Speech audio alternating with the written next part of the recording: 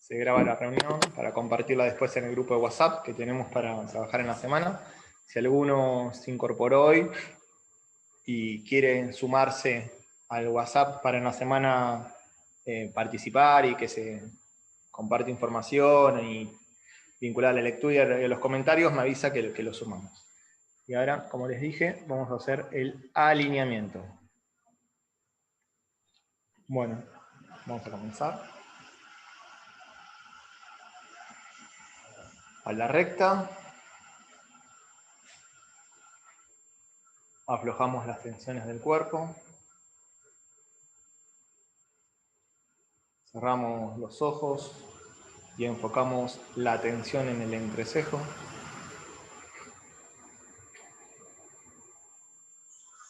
Y realizamos 3 respiraciones lentas, suaves, uniformes y profundas.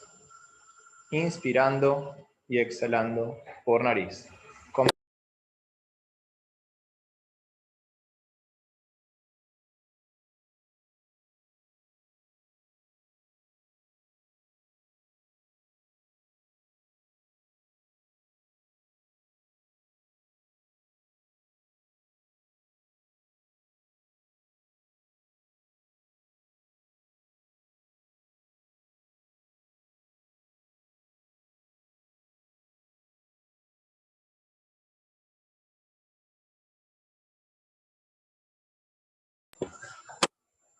Entonamos 3 veces la palabra sagrada Om en medio tono.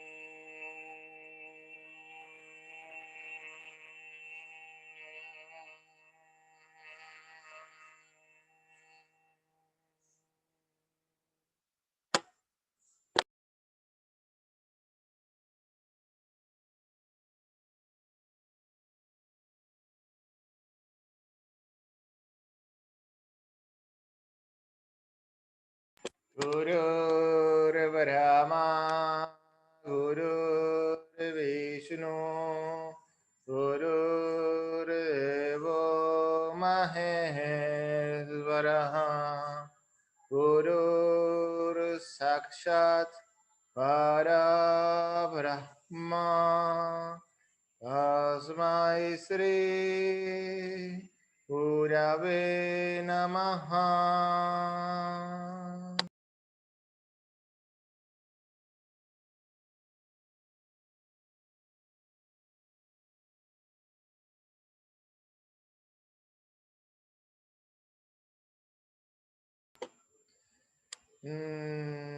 Namaskaram, Master.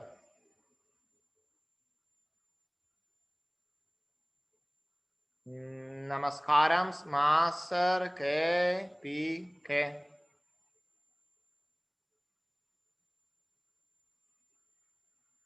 Namaskaram, Master, que.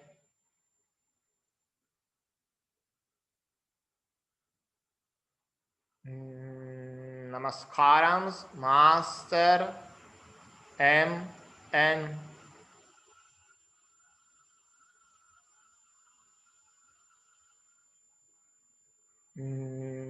Namaskaram, Master. Sí. B. B.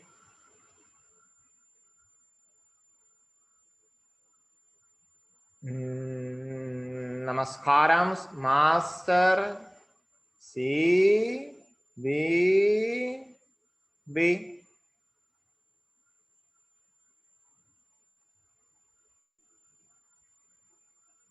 Namaskaram, Master.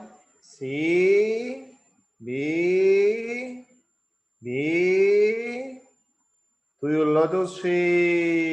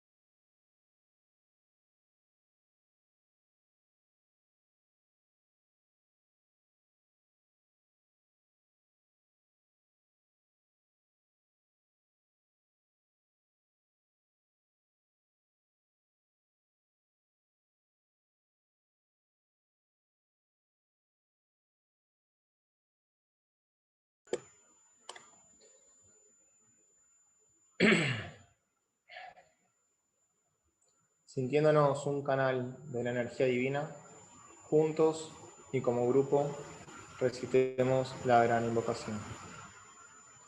Desde el punto de luz en la mente de Dios, que afluya luz a las mentes de los hombres, que la luz descienda a la tierra. Desde el punto de amor en el corazón de Dios, que afluya amor a los corazones de los hombres, que el Señor retorne a la tierra.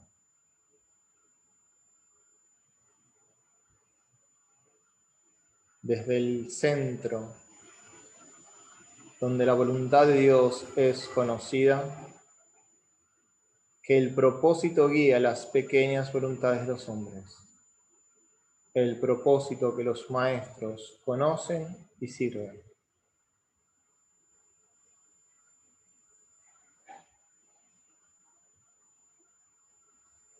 Desde el centro, que llamamos la raza de los hombres, que se realice el plan de amor y de luz, y selle la puerta donde se halla el mal.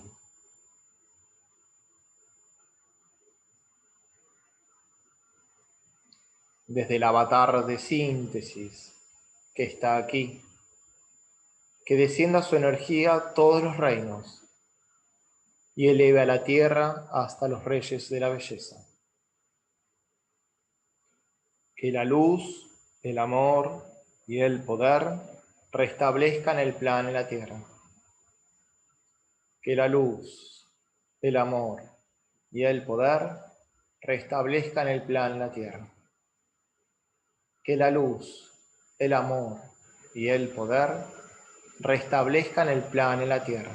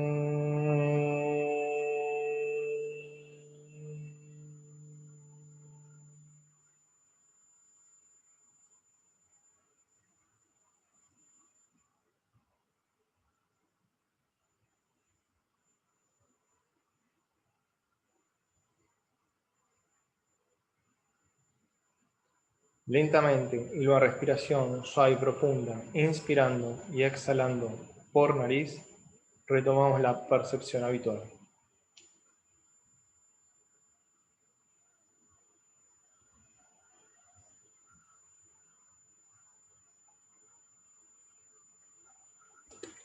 Bueno, gente, bienvenidos a todos.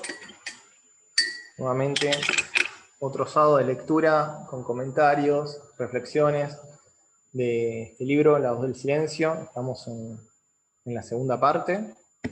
La última vez leímos hasta la estanza 126, como hay marca, y hablamos, entre otras cuestiones, del karma, que se compartió bastante material, de la acción en la inacción, y la inacción en la acción, y otras cuestiones que ahí están señaladas. Y ahora retomamos con nuestro trabajo. Así que Ale, cuando quieras compartir el texto. Buenísimo, dale. Entonces, después de la 126, que fue la última, como bien dijiste, de la estanza, vamos a empezar con la 127. Que en realidad vamos a ver que es continuación de otros temas que ya viene hablando Blavatsky en las estancias anteriores.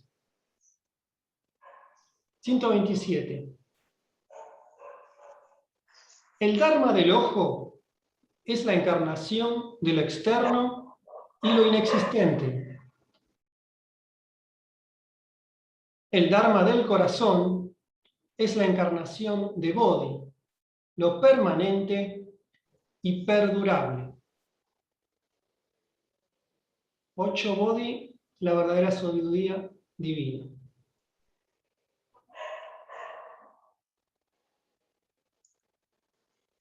Bueno, ya habíamos hablado un poquito de la doctrina del ojo y la doctrina del corazón. Acá agrega la palabra Dharma, ¿no? Y yo recuerdo que aquellos que siguen la filosofía del budismo recuerdan que el discípulo dice: me refugio en el Buda, en el Dharma y en la Sangha, ¿no es cierto? El Dharma, en este caso, es, digamos, la enseñanza. O sea que la palabra, en principio, la palabra Dharma, para definirla, podemos dar varias palabras de lo que puede significar.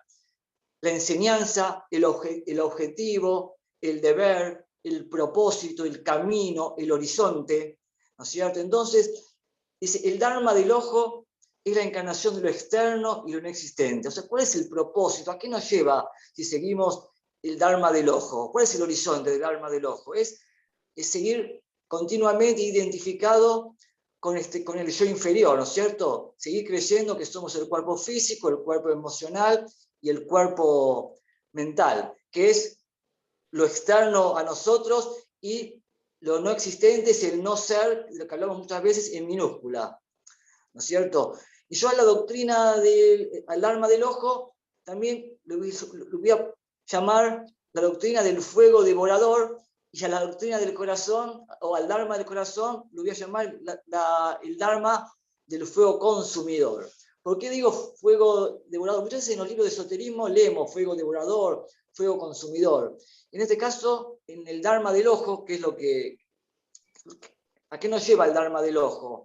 Es, además de a la continuidad de crearnos que somos el cuerpo físico, emocional y mental, es decir, está identificado con el yo inferior, nos lleva continuamente a generar karma, a permanecer en la rueda de nacimientos y muertes continuamente. ¿Qué significa el fuego devorador? Podemos decir que cuando ese fuego está en nosotros, que estamos identificados con la personalidad, quiere devorarse todos los placeres de la vida, ¿no es cierto? Quiere disfrutar, devorar los placeres de la vida, y devora y anula la conexión entre el yo inferior y el yo superior. Con respecto al Dharma del corazón, que es la encarnación de Buda, lo permanente, lo perdurable, también, ¿cuál es el Dharma? El propósito, el horizonte, el camino. Es como, en otros sábados dijimos, es continuar en el sendero del discipulado, que nos lleva al conocimiento de sí mismo, a la realización de sí mismo, a saber quiénes somos.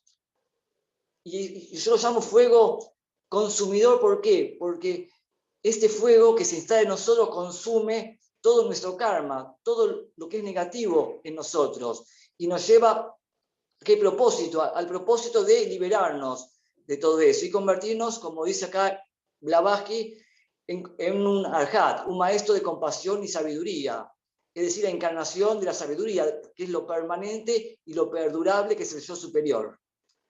Eso es un resumen, ya hablamos de estas cosas, así que les dejo a Ale y a... Lo que les voy a proponer, si quieren, un ejercicio para que hagamos entre todos,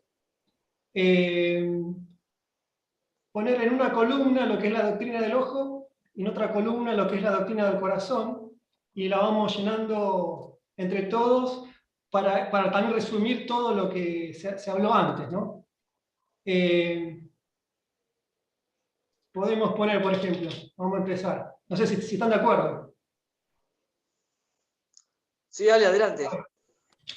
Dale, dale. Del ojo.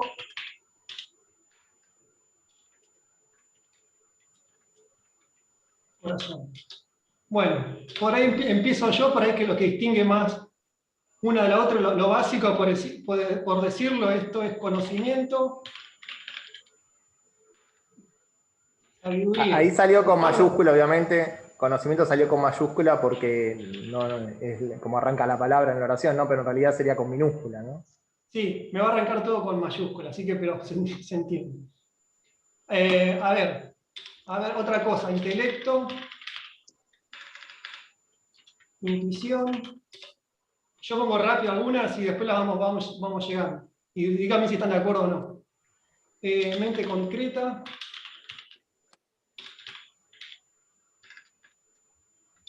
Mente abstracta. Y Woody.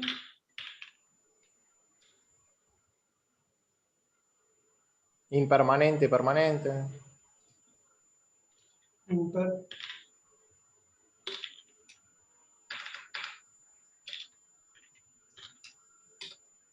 Ilusorio, real.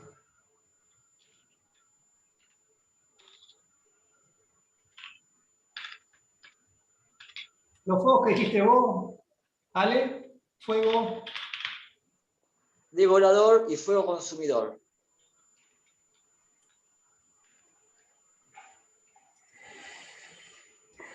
Externo e interno, o sea, externo, doctrina del ojo, interno. Todos los que quieran participar, agregar algo, lo agregamos, ¿no? Personalidad, alma, podría ser. Alma con mayúscula, ¿no?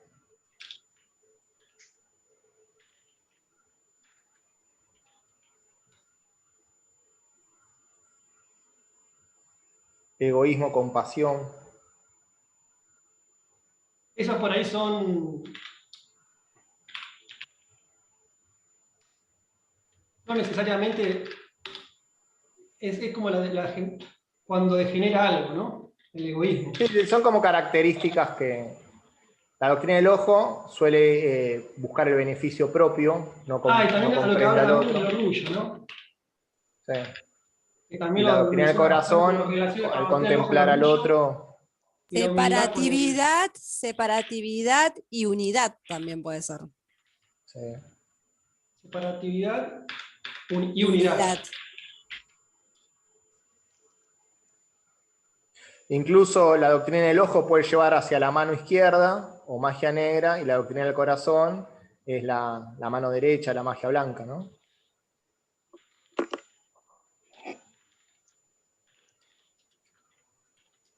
Vamos a ponerlo así.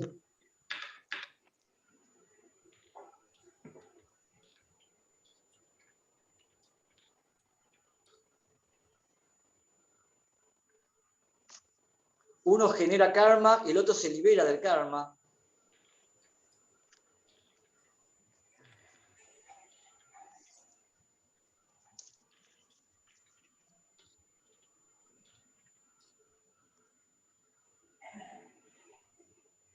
Bueno, ahí hay varios conceptos como para que Hay bastante. quede bien, A ver, bien vamos a fijado en la mente repasar. las ideas.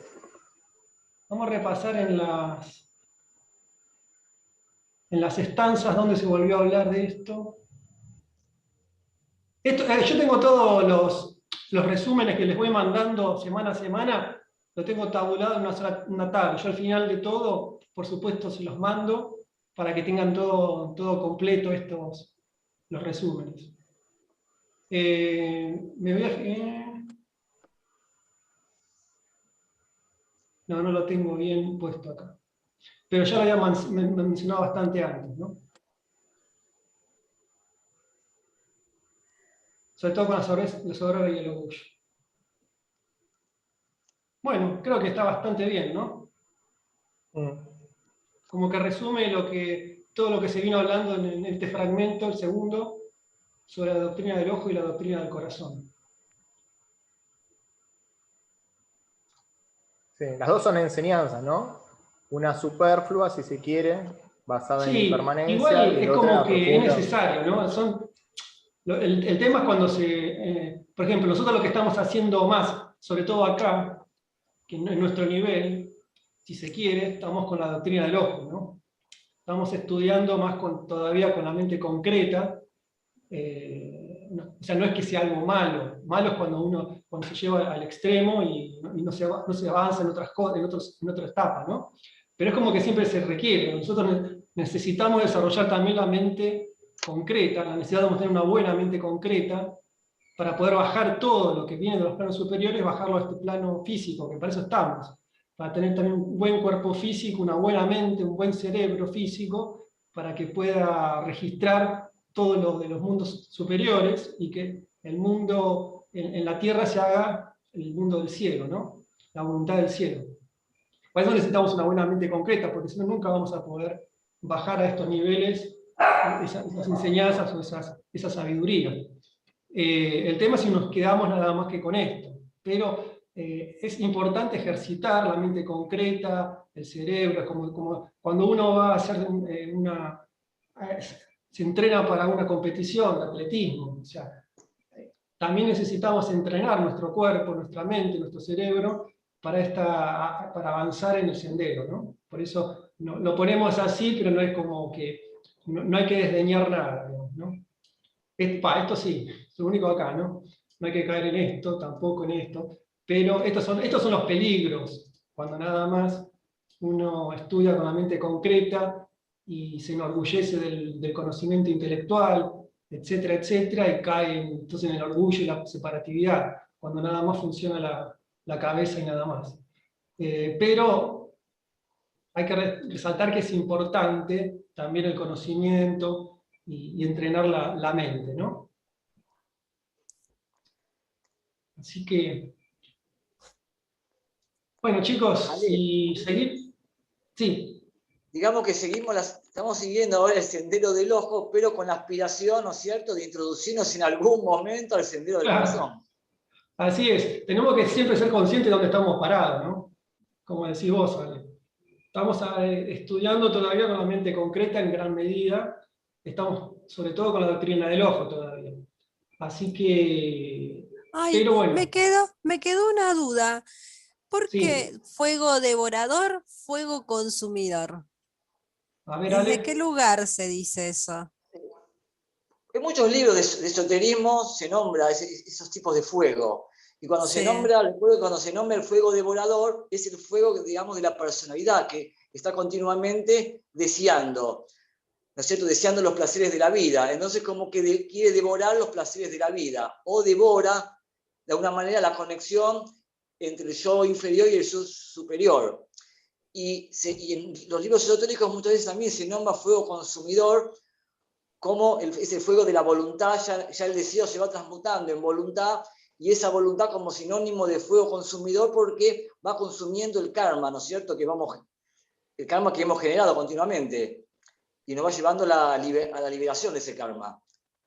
Son palabras, frases que se pueden leer en determinados libros esotéricos. La relación también al fuego consumidor en el ámbito, por ejemplo, cristiano, también se usa mucho como la presencia de Dios, que lo que consume es nuestra naturaleza inferior, ¿no? En el cristianismo. Claro, está bien. Y el devorador, ¿no?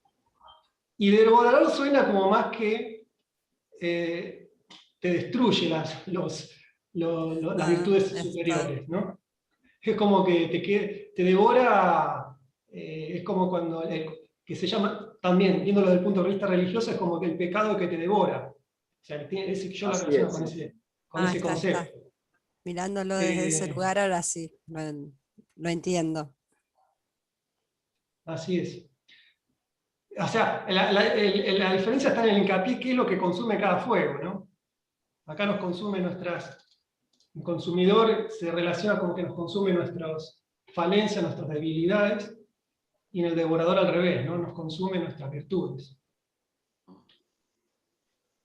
Y en el contexto incluso del tibetano hasta puedes hacer fuego eléctrico y fuego solar como parte de la doctrina del corazón, y fuego por fricción, que es el fuego de la materia, el propio de la personalidad, como sobre todo ubicado en la doctrina del ojo. Interesante, lo vamos a anotar ese, porque sí. Esto también es muy específico de la enseñanza del tibetano.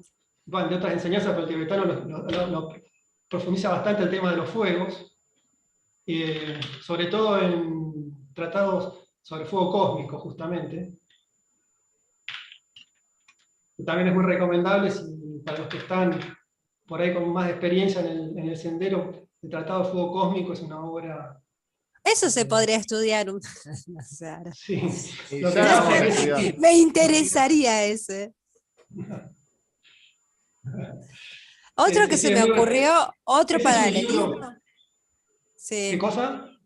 No, se me ocurrió otro paralelismo, o sea, exotérico en en la doctrina del ojo y en la doctrina del corazón esotérico. Ah, muy bien, sí. En parte algo sugiere también Blavatsky en este libro.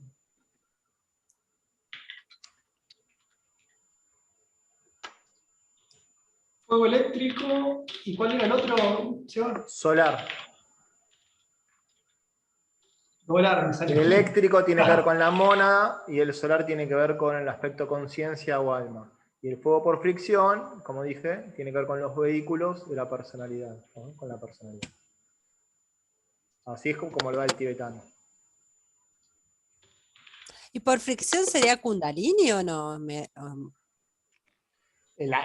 Sí, en la Kundalini Sí. Claro. está enrollada en la materia. Lo que pasa es que ese fuego, cuando se despierta, se une al fuego solar, si se quiere, en el corazón, y al fuego eléctrico en la cúspide de la cabeza. Entonces los tres fuegos se fusionan en uno, y ahí tenemos un adepto de la buena ley, la quinta iniciación. Según lo que dice Tibetano. Bueno, muy bien. Seguimos entonces.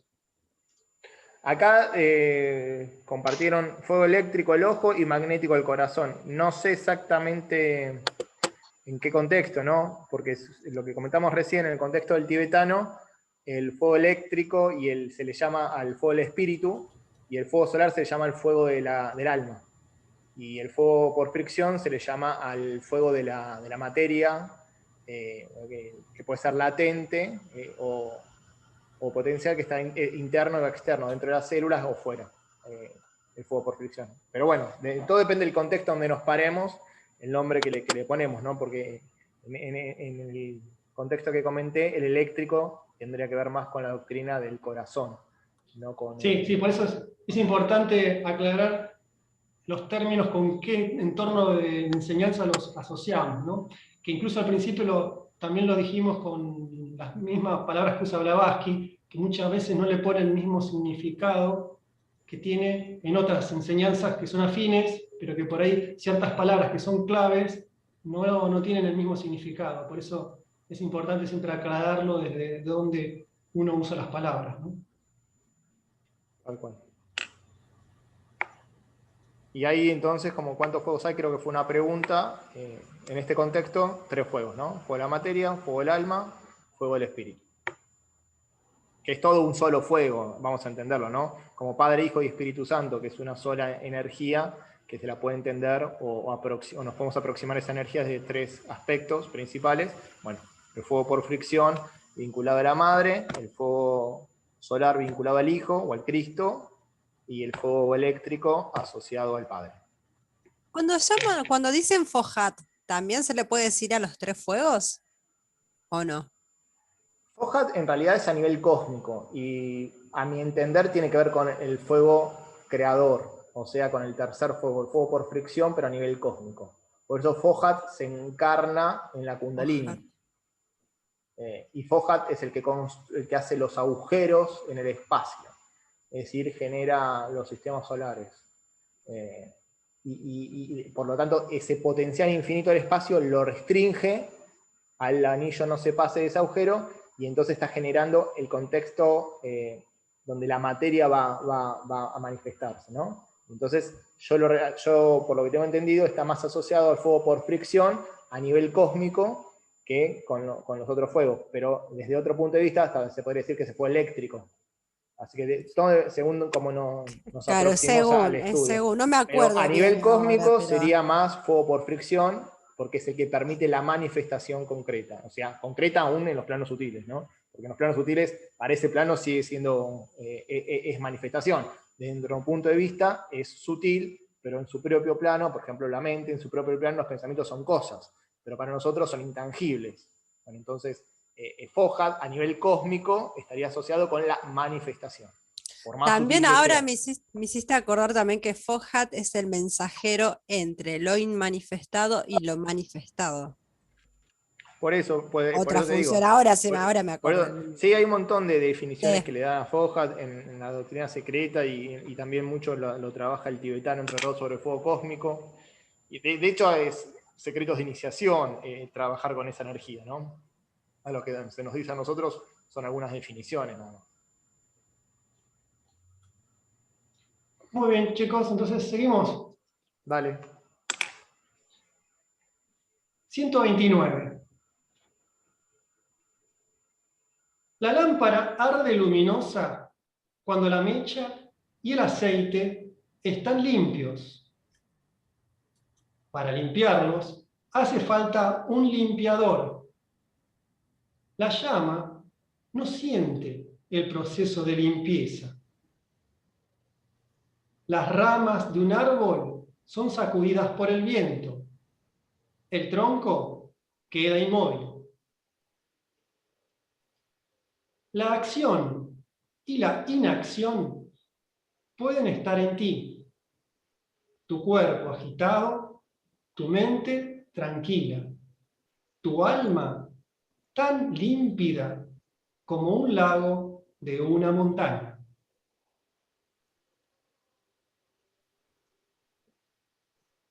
Interesante. Ale, vos, que siempre arrancás, ¿querés comentar algo? Dale.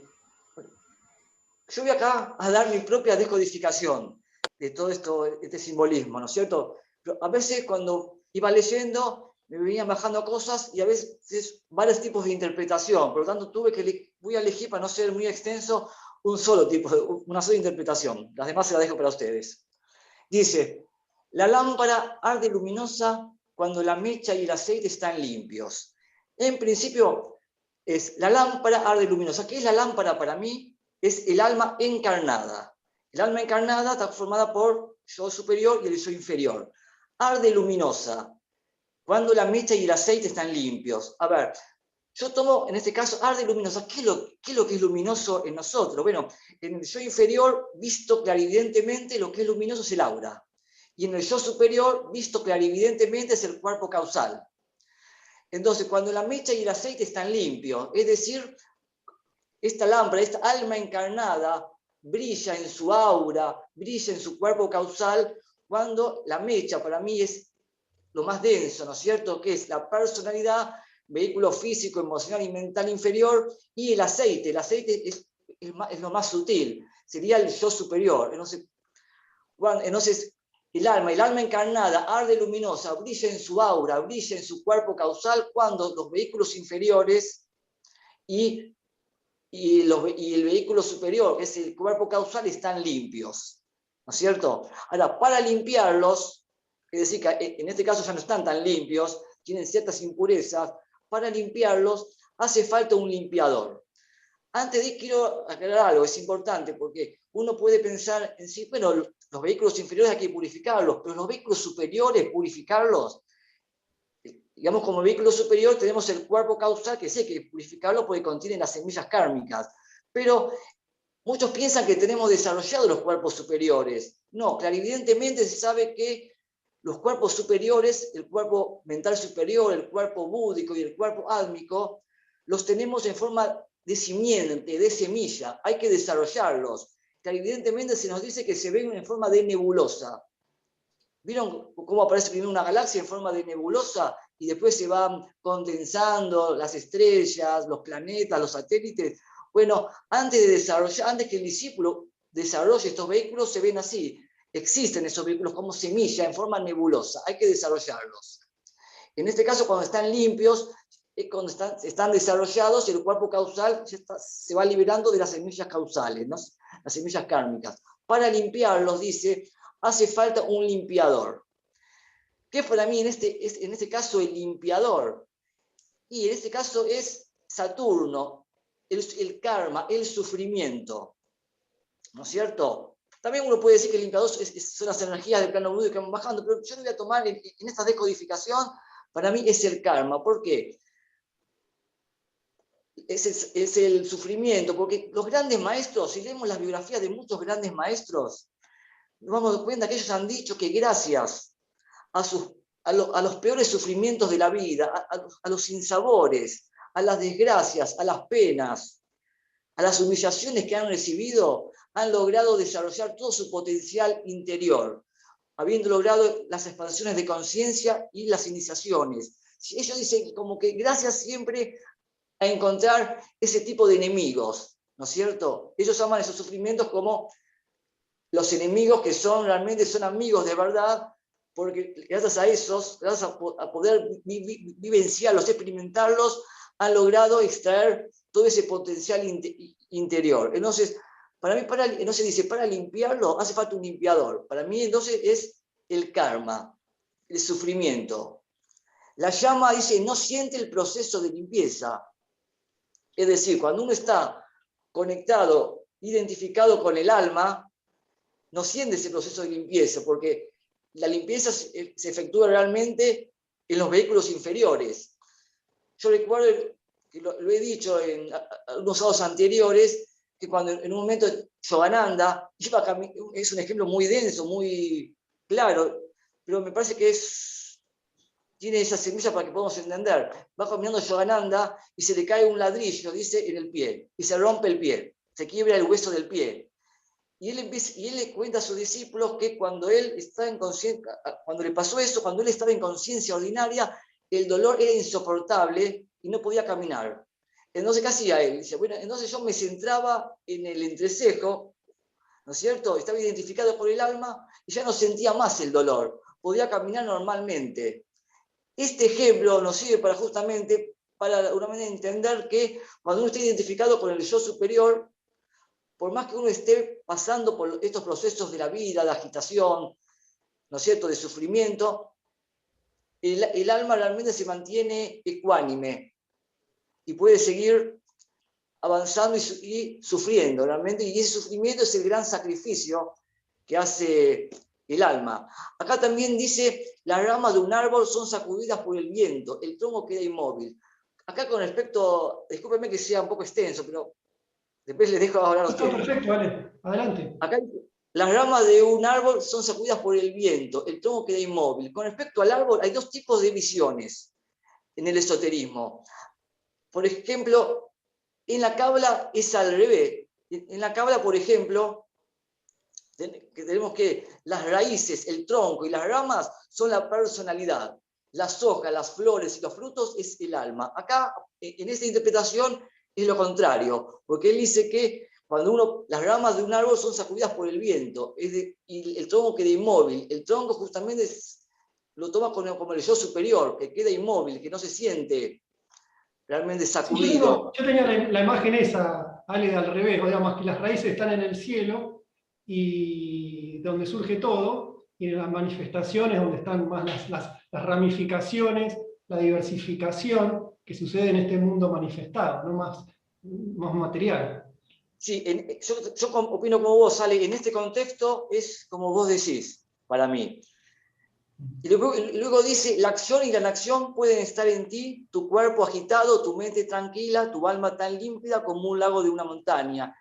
Es decir, en este contexto, cuando uno está identificado con el alma y mientras tanto está experimentando estos procesos de agitación a nivel de personalidad, ¿cuál es la más alta acción? Es permanecer sereno. Cuando uno está identificado con el alma, tiene que permanece sereno. Y la personalidad está inactiva en el sentido que no se revela al alma, permanece alineada. Entonces la más alta acción es el alma que esté serena y la inacción es la de la personalidad que está, digamos, imbuida al alma, digamos, doblegada, entre comillas, a la voluntad del alma.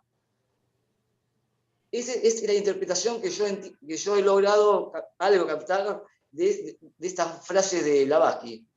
No sé qué opinan ustedes. Yo le ustedes. agregaría nada más que otra cosa que podremos relacionar con esto de que tu cuerpo agitado y tu mente tranquila en la acción y en la inacción está también relacionado con otro concepto importante que veníamos ya hablando otros sábados, que es el tema del no apego al fruto de la acción, ¿no?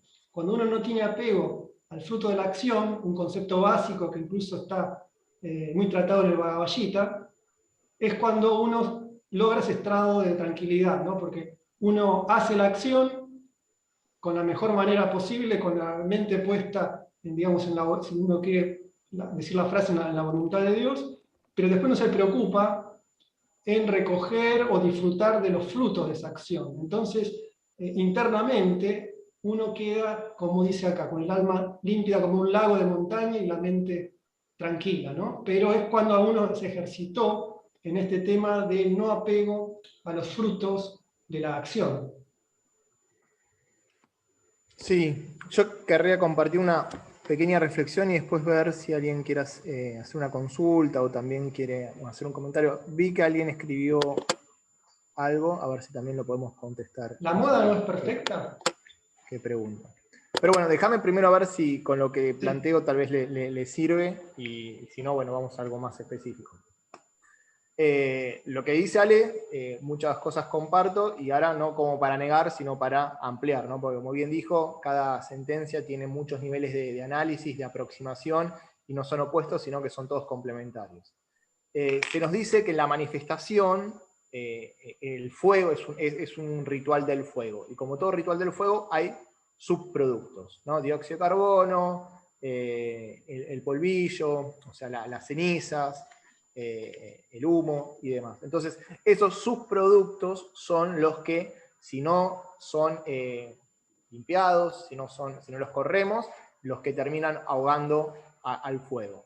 Entonces, yo interpreto a la llama como el principio espiritual en nosotros, dentro del contexto del tibetano podría ser la mónada, en otro nivel el alma, o sea, la parte espiritual, inmutable, lo que esencialmente somos, y a la mecha del aceite como la personalidad, que si nosotros no purificamos a esta personalidad, puede afectar a la luz de la lámpara. La lámpara, constituida por la mecha, el aceite y el fuego, es la unidad del espíritu, el alma y la personalidad, ¿no? Pero cuando esa personalidad, que es algo natural, es inherente a la manifestación, estos subproductos, no es limpiada, no es purificada rítmicamente con asiduidad, puede entonces apagar incluso el fuego o distorsionarlo, afectarlo. En un sentido externo, porque internamente, como dice acá, la llama no siente el proceso de limpieza, o sea, la esencia permanece inmutable, pero en un sentido externo, es decir, la esencia manifestándose a través de la personalidad, si la personalidad no está lo suficientemente purificada, sublimada, transmutada, no permite a ese fuego exteriorizarse, y es como poner, como diría Jesús, una lámpara debajo de la mesa, no va a iluminar, porque la mesa, la madera, lo que sea de la mesa, va a ocultar su llama. Entonces es lo mismo, si nosotros tenemos una personalidad que no está alineada, que no está purificada, que no está integrada, que no está sublimada, es decir, una transfiguración de su propio material, esa llama no va a poder iluminar. Entonces la lámpara no va a cumplir con su dharma, ¿no? Con su objetivo, con su propósito. Y el purificador, digamos, para limpiarlos hace falta un limpiador. Podría entenderse muchísimas cosas, desde, ¿no?, como dijo Ale, hasta la llama violeta, hasta la energía del alma, pero también para mí es la enseñanza, el trabajo sobre uno mismo, ¿no? La enseñanza espiritual aplicada sobre uno mismo.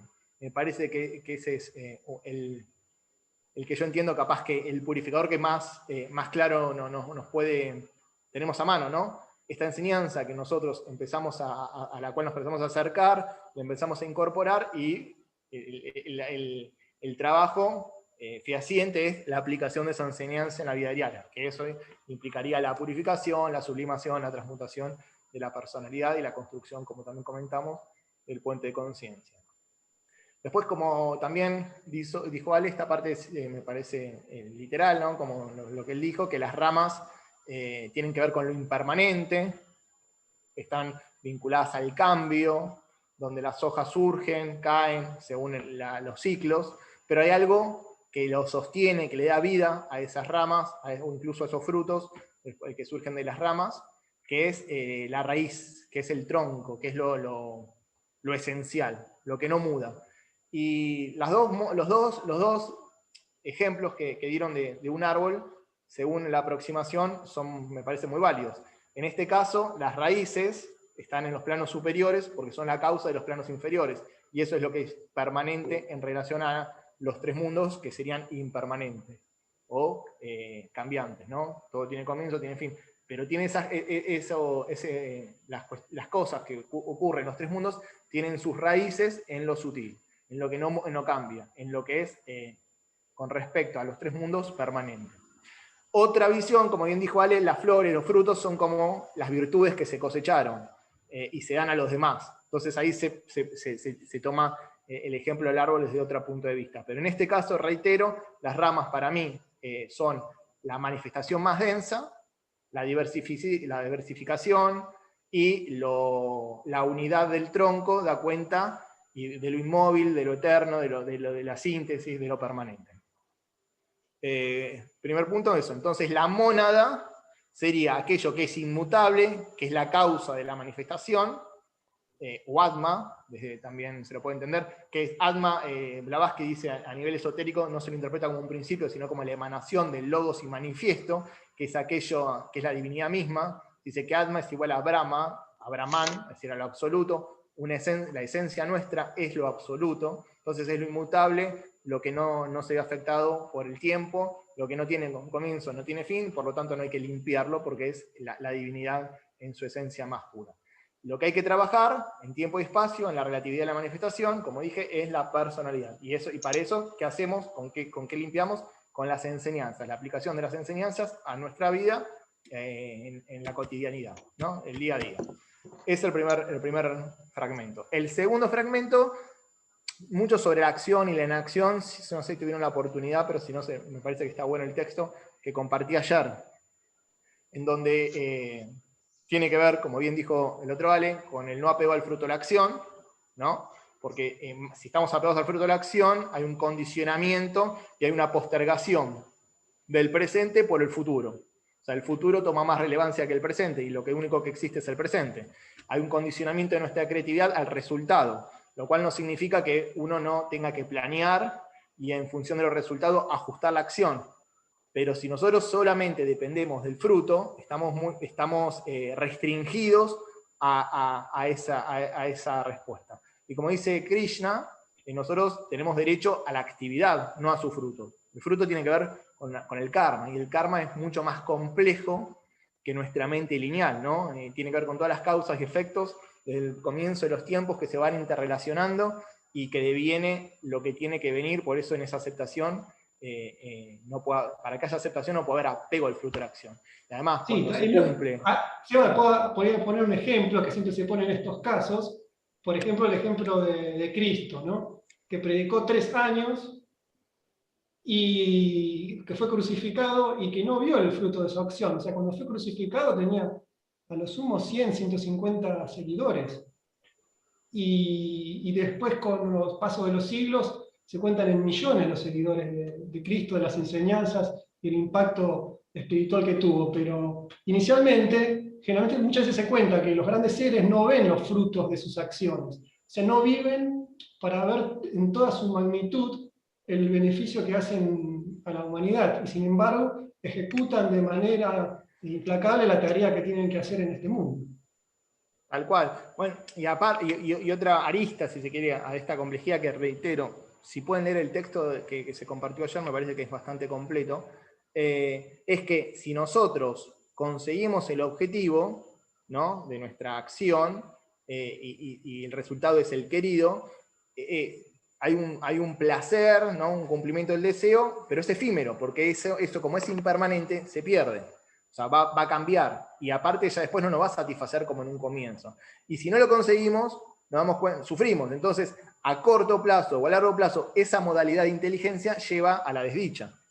En cambio, si nosotros nos regocijamos en la acción y no depende esa acción de los frutos, o sea, lo cual no significa que, de vuelta, que no haya que planear, ¿no? Uno puede planear, pero no significa que uno tiene que estar condicionado al resultado. Y eventualmente ese proceso de retroalimentación. Pero cuando estamos condicionados por el resultado, además de perder nuestra creatividad y de proyectar, como dije, traer al futuro y no vivir el presente, y la vida es presente, y de poder tener desdicha si no se cumple lo que queremos, o si se cumple lo que queremos, apegarnos a eso, y cuando eso termina, tener también desdicha, lo cual implica toda una mecánica invariablemente restrictiva y sufriente, si nosotros empezamos a darnos a comprender que en nuestras manos está la acción, porque el karma es mucho más complejo que lo que nuestra mente hoy puede captar, y que los resultados dependen de muchísimas otras variables, pero no obstante hacer nuestra mejor intención, vamos a darnos cuenta que la vida en realidad es la que trabaja a través nuestro, y que cuando nos apegamos al fruto y dependemos del resultado, es porque nos creemos los hacedores. Y entonces ahí ya se genera la separatividad, y la restricción creativa se aumenta, porque si yo me creo el hacedor, no estoy unido a la síntesis, a la vida una, entonces mis capacidades se restringen a mis puntos de vista, a mis interpretaciones, etcétera, etcétera, y lo que hago aparte afecta a los demás, porque va a salir de una acción egoísta que no va a no ser inclusiva. Entonces, como lo veamos, es un gran trabajo esto que nos plantea, ¿no? Y aparte nos dice, acción y la inacción puede estar en ti, o sea, accionar externamente, pero internamente no creerme el hacedor. Por lo tanto, la mente está tranquila, porque no depende de los resultados, y la vida fluye a través nuestro con un potencial mucho mayor que si creemos que somos los que tenemos, lo que hacemos la cosa y que sufrimos o gozamos de los resultados. Entonces, ese es como entrar en otra dinámica de conciencia, mucho más creativa, más inclusiva, y que tiene que ver con un fluir de la vida más que con un condicionarse a una meta específica, ¿no? Y la clave está entonces que internamente haya inacción, que no haya agitación, que no haya tensión, para que la acción externa fluya de manera armoniosa y siempre inclusiva. Con respecto a la consulta, no sé si se respondió en función de que si la mónada ¿cómo era? Sí, La mónada mónada no es perfecta. También hay que aclarar, la mónada muchas veces esotéricamente es sinónimo de espíritu, se considera como el espíritu, ¿no? Con otra nomenclatura, que sería lo más perfecto en nosotros, el origen, nuestro origen inicial. Sí, a ver, ¿cómo lo veo yo? En esencia, si consideramos que la mónada para Blavatsky es Atma Buddhi, y Atma no es un principio, sino es la emanación del logos y manifiesto, y Atma, dicen las escrituras, es igual a Brahman, es perfecta. Ahora, si entramos en la relatividad de la manifestación y consideramos que la mónada va adquiriendo experiencias y va atravesando en esas experiencias distintos planos y distintos reinos, significa que más allá de su perfección innata, la tiene que poner en acto, esa perfección. Por eso atraviesa la experiencia mineral, la experiencia vegetal, la experiencia animal, la experiencia humana y los distintos reinos superhumanos. Entonces, desde ese nivel parecería que habría una evolución. Por lo tanto, aunque innatamente es perfecta en su potencial, es Brahman, en acto tiene que manifestar esa perfección, por lo tanto va desarrollándose en el tiempo. Entonces ahí buscaría su perfección, no sería perfecta en ese sentido. En lo atemporal es perfecto. Entrando en lo temporal, esa perfección la tiene que poner en práctica, la tiene que poner en acto. Entonces, habría un desarrollo. De hecho, pero esto solo de hecho, hablamos de que el mismo Logos está evolucionando. Aquel que es el Dios de nuestro sistema, o el Logos planetario, está evolucionando y tiene iniciaciones superiores, y sus mónadas están en planos más allá que la mónada humana.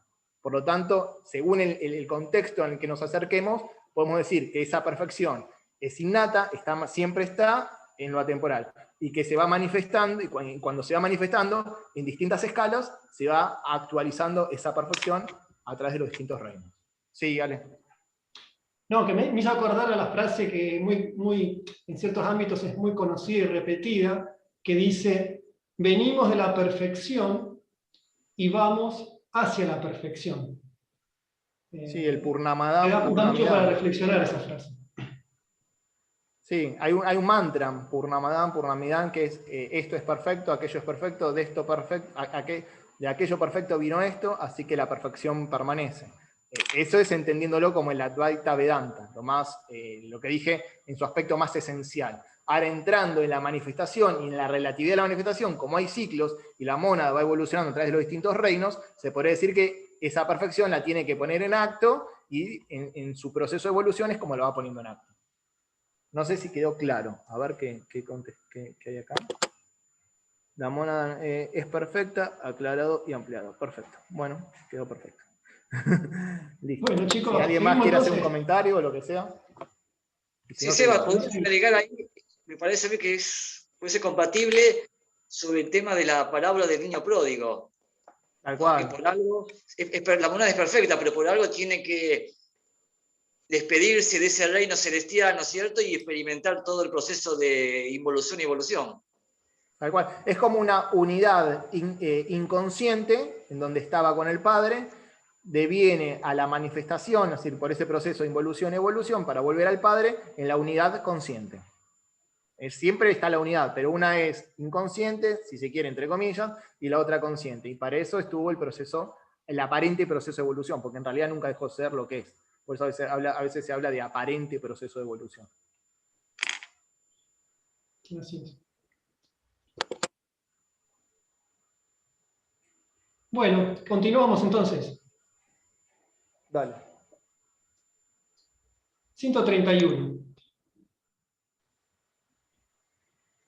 ¿Quieres convertirte en un yogi del círculo del tiempo? Entonces, oh Lanú, oh devoto, no creas que, sentándote en las forestas oscuras, en orgullosa reclusión y apartado de los seres humanos, alimentándote de raíces y hierbas y aplacando la sed con la nieve de la gran cordillera, te conduzca a la meta de la liberación final. No pienses que, rompiéndote los huesos y fustigando la carne y los músculos, te unes a tu yo silencioso. No pienses que, oh víctima de tus sombras, hayas cumplido con tu deber hacia la naturaleza y los seres humanos una vez conquistados los pecados de tu burda forma. Rápidamente veamos la definición cortita que da Blavatsky en el glosario de yo silencioso, que es el yo superior, el séptimo principio. Acá, a eso se refiere acá el yo silencioso. Y por el contrario, a las sombras se refiere a nuestro cuerpo físico llamado sombra en las escuelas místicas.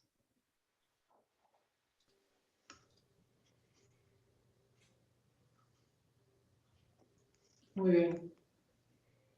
Se abre entonces la discusión sobre este tema. Yo lo puse así en general, el ascetismo, ¿no? Sí. Con respecto al 131, ¿quieres convertirte en un yogi del círculo del tiempo? La interpretación que se da es a aquellos discípulos que siguen el sendero del Bodhisattva, que es el sendero del servicio a los demás, que cuando llegan a convertirse en maestro de compasión y sabiduría, eligen el sendero de quedarse, no seguir ascendiendo en los planos superiores, sino en quedarse a servir en la jerarquía para la humanidad, para todos los reinos y especialmente para la humanidad. Claro, porque Es decir, también relacionado con eso, el tiempo, claro, porque el tiempo refiere también a lo manifestado, ¿no? Al mundo donde vivimos normalmente, con la encarnación y reencarnación, los círculos o ciclos de encarnación y de muerte, ¿no? Eso se refiere también al círculo del tiempo. O sea, como bien dijiste, permanecer en este plano evolutivo y no liberarse, digamos, sino volver y con el renunciamiento, ¿no?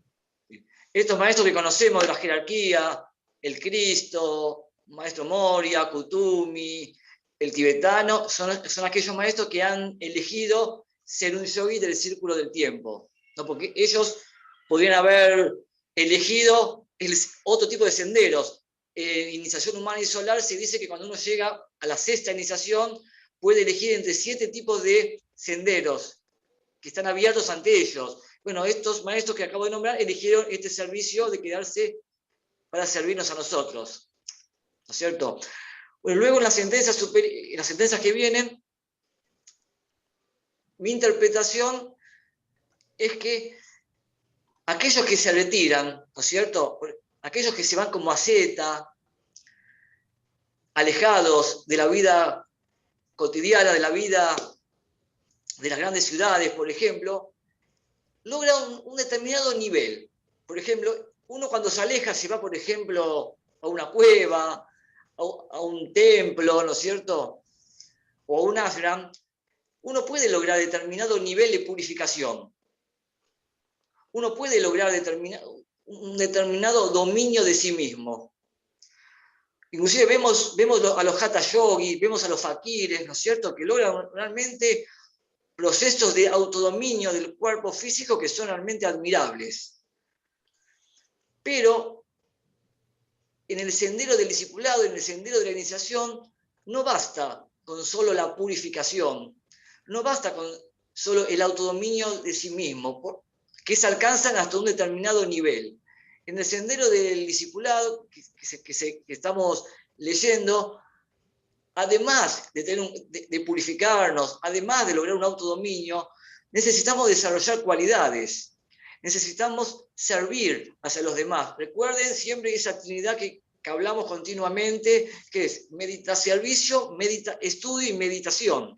Es decir, uno cuando se aleja, cuando se retira, uno puede estudiar todo el tiempo, uno puede meditar, pero en el discipulado, el servicio, cuando uno se escapa hacia lugares alejados, no lo puede desarrollar.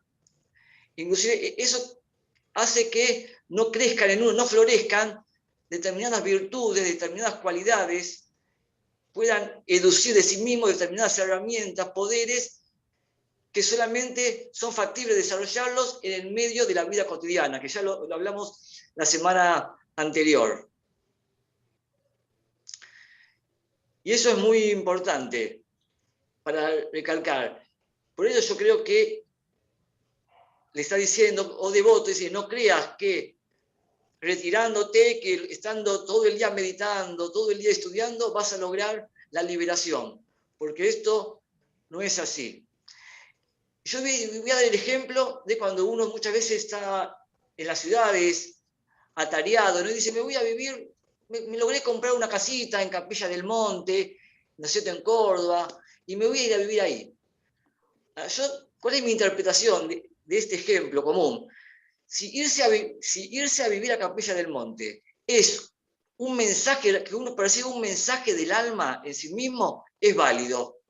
Porque tal vez es necesario, dado la naturaleza, el karma de esta persona, por un tiempo irse, o por lo que resta de la encarnación, irse a vivir a retiro, a desarrollar determinadas cualidades, purificarse, meditar, que no lo puede lograr en medio de la vida cotidiana, en medio de la ciudad.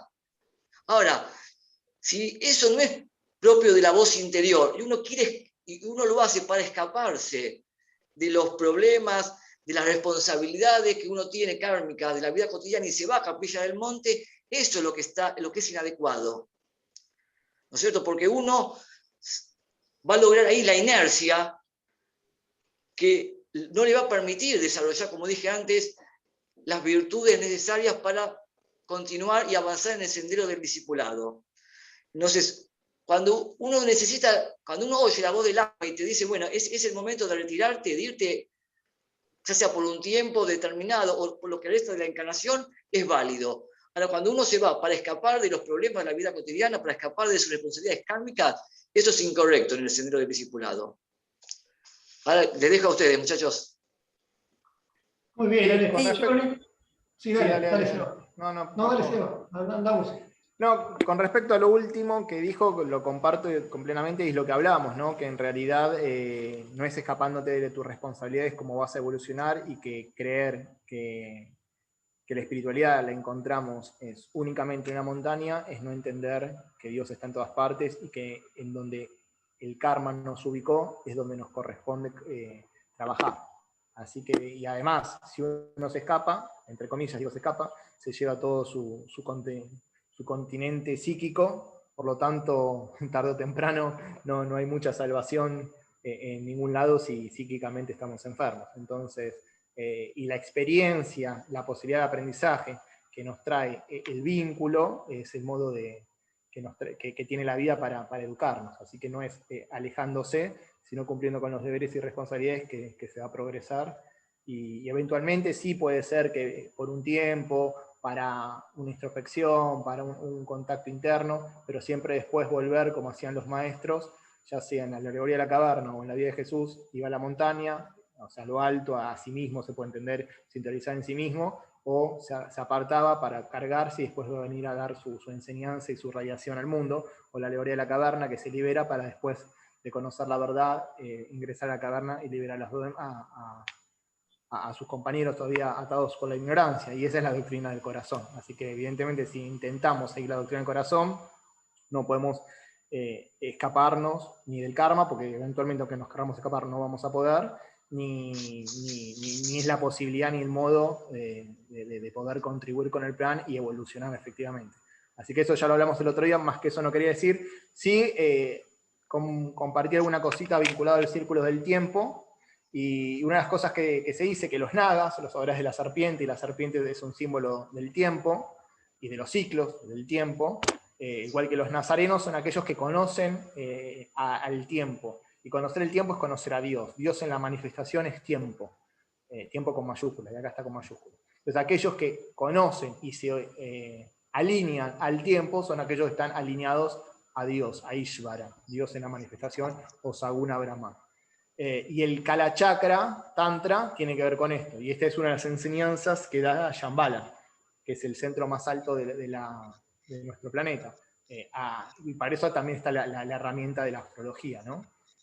Donde empezamos a comprender que hay ciclos dentro de ciclos, a modo fractal llevado al infinito, y que en la medida que nosotros nos alineamos con esos ciclos, la vida entonces fluye sin obstáculos, y el propósito puede transformarse en acto. Y entonces ahí somos verdaderos adoradores de la serpiente, o yogis de los círculos del tiempo, ¿no?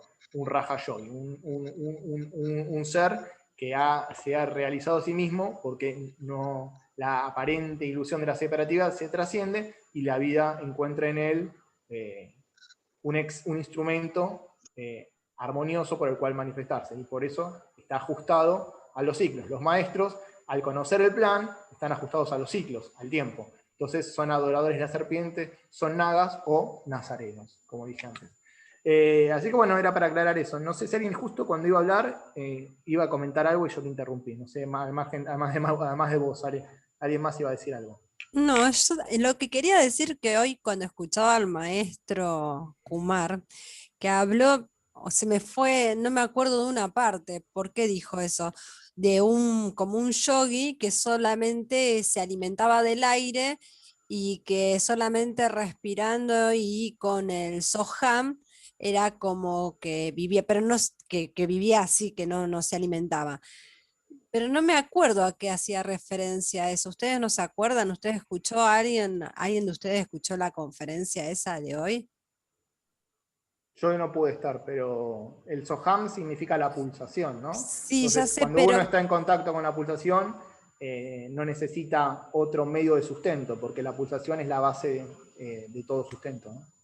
como Pero que bueno, no también sé. dijo que es la zona abdominal de ese yogi, o sea, en realidad era convexa cuando todos teníamos la zona abdominal en forma cóncava. Me acuerdo esa parte, pero no me acuerdo ahora por qué dijo eso. Claro, bueno, Pero la bueno. cóncava y convexa Y tiene que ver aparte, pero con la aparte panza o con el pranayama, ¿no? Igual no sé exactamente, porque no lo escuché, así que no sé. Pero también cuando se trabaja no, el y que se pranayama, alimentaba de aire, decía, nada por más. eso, Era, cuando se era trabaja el su alimento, pranayama, su prana. cuando se trabaja con pranayama, que los yogis muy avanzados pueden nutrir a su cuerpo de la energía vital, por lo tanto a través de la respiración entra prana, el organismo, la fisiología cambia, y entonces estás todo el tiempo en contacto con la pulsación. Lo de cóncavo y convexo será que nosotros siempre acumulamos mucha grasa porque comemos demasiado, más de lo que realmente nuestro cuerpo necesita, y entonces generamos la pancita. Y uno que se alimenta del aire porque toma el prana desde su esencia, no debería entonces acumular grasa, aunque también se lo representa a algunos yogis que hacen mucho pranayama, pero más que nada yo creo que es una representación con el abdomen un poco abultado, como el maestro Silvi, pero no porque haya acumulado materia densa a través del alimento, sino por el proceso del pranayama y las respiraciones lentas, suaves, uniformes y profundas, ¿no? Lo cual implica expandir un poco el abdomen. Así que todo tiene que ver con el contexto. Sí, el maestro estaba, en ese contexto, recuerdo que estaba hablando del caso de Nala y Damayanti, ¿no es cierto? Y que Nala era un excelente cocinero, ¿no es cierto? Empezó ahí en ese contexto de Nala, que era un excelente cocinero, y el maestro Kumar dice, bueno, que él conoce a yogis de los Himalayas, y dice que conoce un yogi del Himalaya que él mismo conoció, que vivía del sendero del pranayama, ¿no es cierto? Y este hombre que vivía del pranayama, que una vez cada 6 meses, contaba el maestro, tomaba algún jugo, inclusive que su alimento era una gota que exhalaba de la laringe, también dijo eso. Eso pasa mucho en lo que se llama soma, o amrita también. O amrita, ¿no es cierto? Algo que se dice que lo exhala la glándula pituitaria, la pineal. En este caso el maestro dice que lo exhala la laringe, que con una sola gota el yogi se puede alimentar durante 6 meses. Tal cual. Entonces dice el yogi, dice Kumar, muchas veces se preguntaba, ¿cómo veo que la gente se alimenta de muchos elementos pesados? ¿No es cierto? Claro, cuando él realmente vive una vez cada 6 meses, puede tomar algún jugo o esta gota que exhala la laringe. Ahí venía el contexto. Eso cuando empezó a hablar de que que Nala era un excelente cocinero, que la intermediaria de Damayanti lo envió a Nala y le hizo saber que había una comida especial que Damayanti conocía, que si Nala producía esta comida, realmente era él. O sea, ella quería saber si realmente, quería confirmar que ese ser que estaba un poco desfigurado, ¿no es cierto?, que era enano, petizo, desfigurado, era este discípulo, era su pareja, era Nala. Ese era el contexto de la conferencia del maestro. Sí, de hecho, sí, ahora me acordé, sí. Que los iniciados, muchos de los iniciados son grandes cocineros, porque tienen esa posibilidad de transmitir sus enseñanzas, su energía a través de la comida. Y otra cosa... Alejandro es un buen cocinero, ojo. Ah, bueno. ¿Me están escuchando? ¿Aló? Sí, dale. No sé quién habla. ¿Quién habla? Gloria Amparo. Dale. Para completar lo que dijo Alejandro de la conferencia de hoy, él cuando le ponen a preparar la comida a Nala, él recibe la ayuda de los devas de los 3 reinos, del reino material, del reino de la materia, del reino del agua y del reino del fuego, porque él no necesitaba tener herramientas para cocinar, sino que se las proveían los devas de esos reinos. Entonces ahí es cuando él habla acerca de lo que pasa después cuando él ya se purifica, digamos, cuando ya le sale el karma, cuando ya, digamos, vuelve a ser nada, el verdadero, el reino, el que era sabio. Entonces él ya allí no necesita nada de eso, sino que allí es que refiere que con el aire, que los grandes iniciados, lo que dijo Alejandro, que los grandes iniciados pueden alimentarse solamente del aire, porque ya no se va a necesitar ni la materia, ni el fuego, ni el agua para la alimentación. Algo así. Sí, de hecho, en el libro Autografía de un Yogi, Yogananda también cuenta de una mujer en el siglo pasado, principio del siglo pasado, que también se alimentaba del prana, no tomaba nada de líquido y ningún sólido, y por muchos años. Y a ella se le había aparecido su maestro y le había enseñado una técnica de Kriya Yoga, a partir de la cual podía nutrirse entonces de la energía vital y no depender de los sólidos ni los líquidos, o sea, de la energía más densa. Por lo tanto, ¿qué permite esto?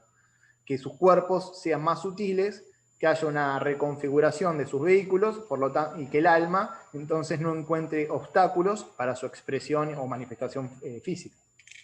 Sí, es interesante recalcar que esto de la capacidad de no comer es una de las tantas proezas que se le asignan a los yogis cuando tienen cierto desenvolvimiento de sus facultades.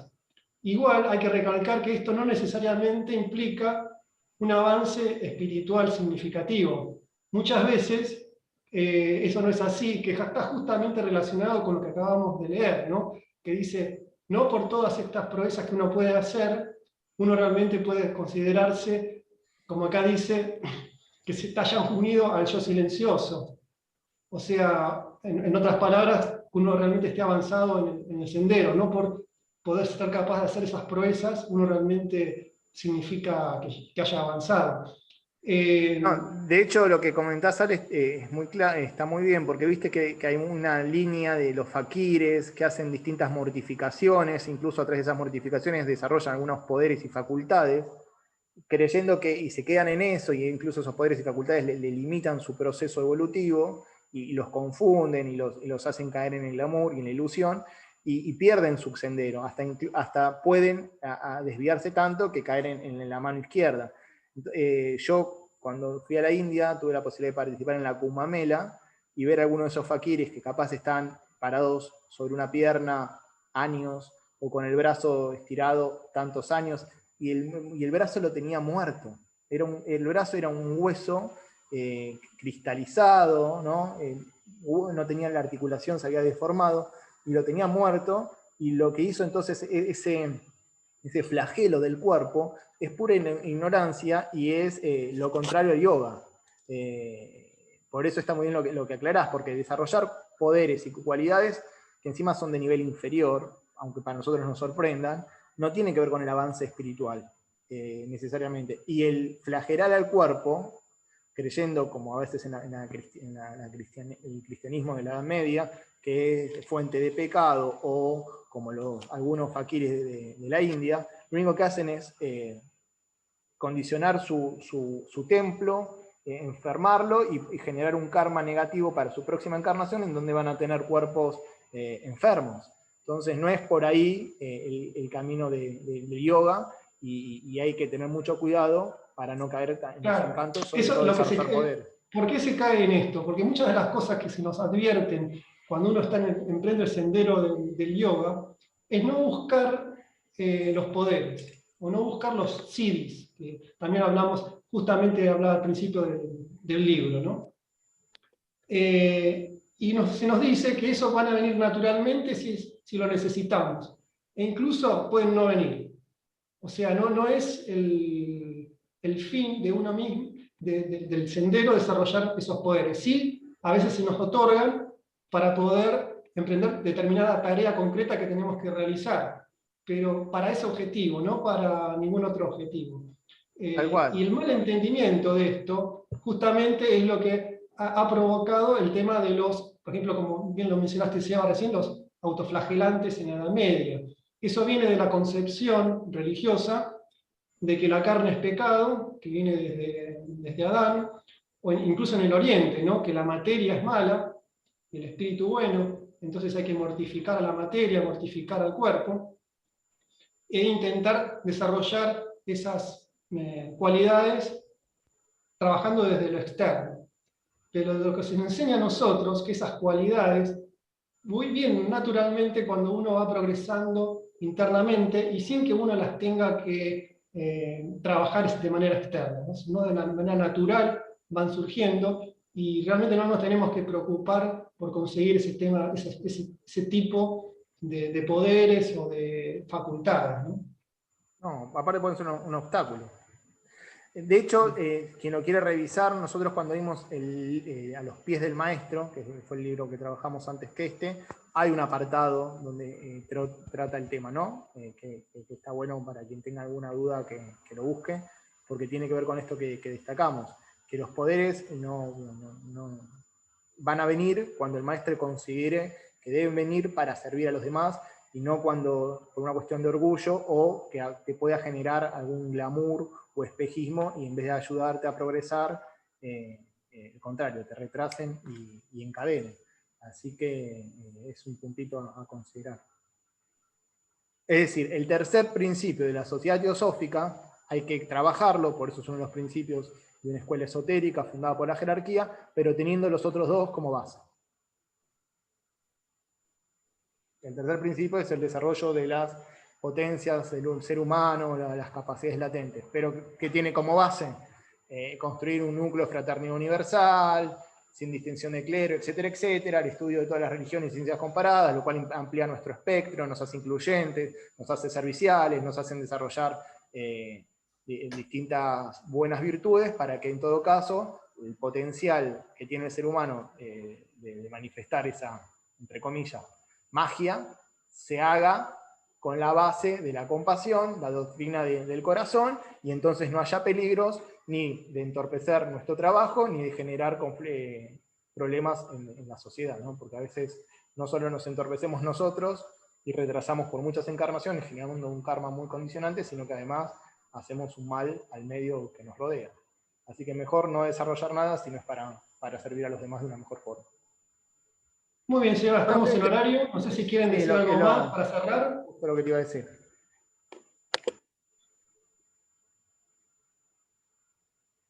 ¿Algún comentario más? Si no, vamos cerrando. ¿Alguna pregunta que haya quedado? ¿Alguna duda?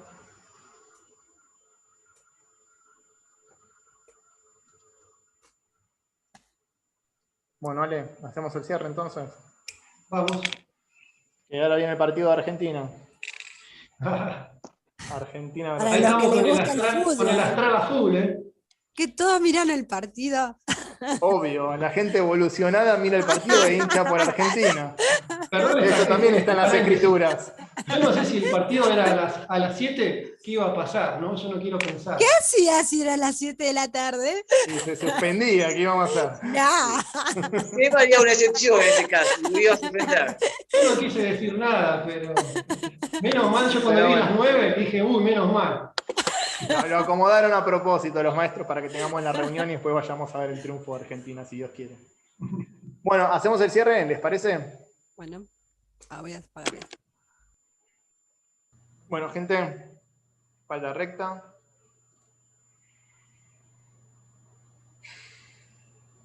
Aflojamos las tensiones del cuerpo.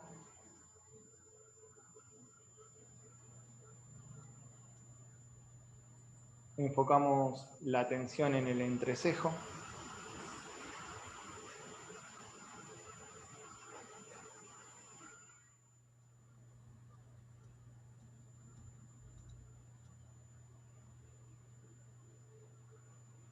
Y realizamos 3 respiraciones, lentas, suaves, uniformes y profundas. Inspirando y exhalando por nariz. Comenzamos.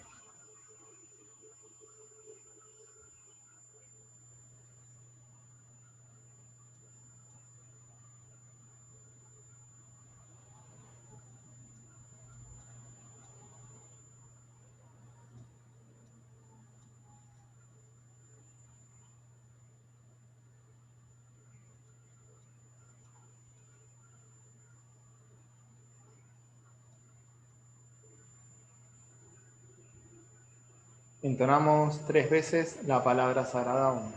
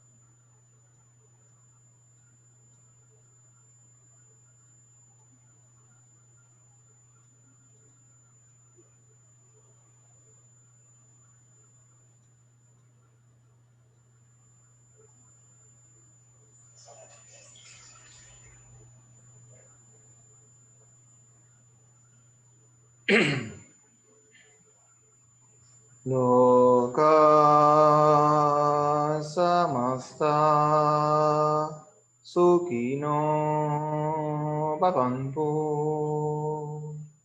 Loka samasta sukino bhavantu. Loka samasta sukino bhavantu.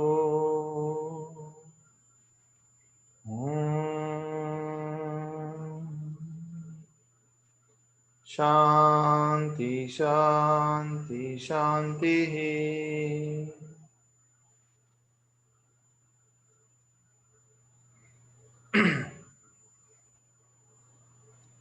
Lentamente, y una respiración suave y profunda, inspirando y exhalando por nariz, retomamos la percepción habitual.